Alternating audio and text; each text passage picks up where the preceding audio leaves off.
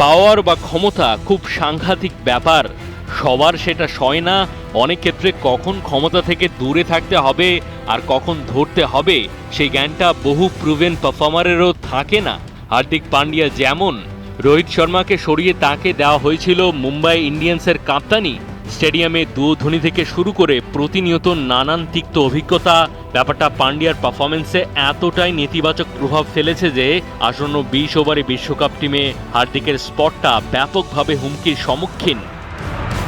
ভারতীয় গণমাধ্যমগুলো বলছে খুবই যৌক্তিক কারণে তাকে ছেটে ফেলা হতে পারে, আর শেষ অবধি ওয়ার্ল্ড কাপে চান্স পেলেও মেইন 11-এর মূল পরিকল্পনায় না থাকার চান্স বড্ড বেশি।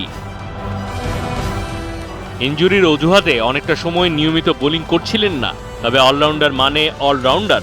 ব্যাটিংয়ের পাশাপাশি এবারের আইপিএলে করতে হবে নিয়মিত বোলিং।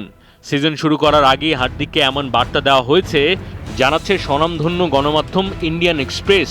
তবে ব্যাট হাতে হার্দিকের কারণে অনেক ম্যাচ যেমন হেরেছে মুম্বাই, তেমনি বল হাতেও যাচ্ছে তাই।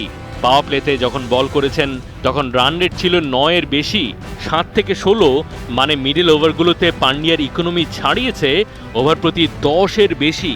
আর ডেথ ওভারগুলোতে সবচেয়ে বাজে, ওভার প্রতি প্রায় 20 রান করে দিয়েছেন মুম্বাই ক্যাপ্টেন।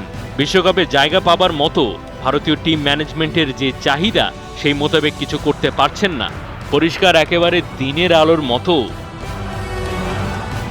বোলিং আর কাপ্তানি দুটোরই কঠোর সমালোচনা করছেন সাবেক ভারতীয় ক্রিকেটার ও ধারাভাষ্যকার সুনীল গাভাস্কার।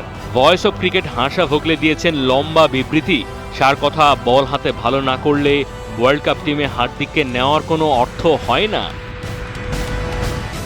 চেন্নাই সুপার কিংসের শিভাম দুবে যে অলরাউন্ডার ব্যাট হাতে আছেন তুখোর ফর্মে, সেই রিপ্লেস করতে পারেন হার্দিককে। অবশ্য এবারের আইপিএলে ইম্প্যাক্ট প্লেয়ার হিসেবেই খেলছেন টানা। ব্যাটার হিসেবে তাকে ব্যবহার করলেও বোলিংয়ে তাকে ব্যবহার করেনি ধোনিরা। অন্যদিকে গড়পড়তা হলেও হার্দিক পান্ডিয়া ব্যাটিং বোলিং দুটোই করেছেন। ভারতীয় গণমাধ্যম বলছে শেষ অবধি হার্দিক ওয়ার্ল্ড কাপ স্কোয়াডে সুযোগ পেলেও একাদশে থাকবেন না অটোমেটিক চয়েস। মাহদী হাসান, ৭১।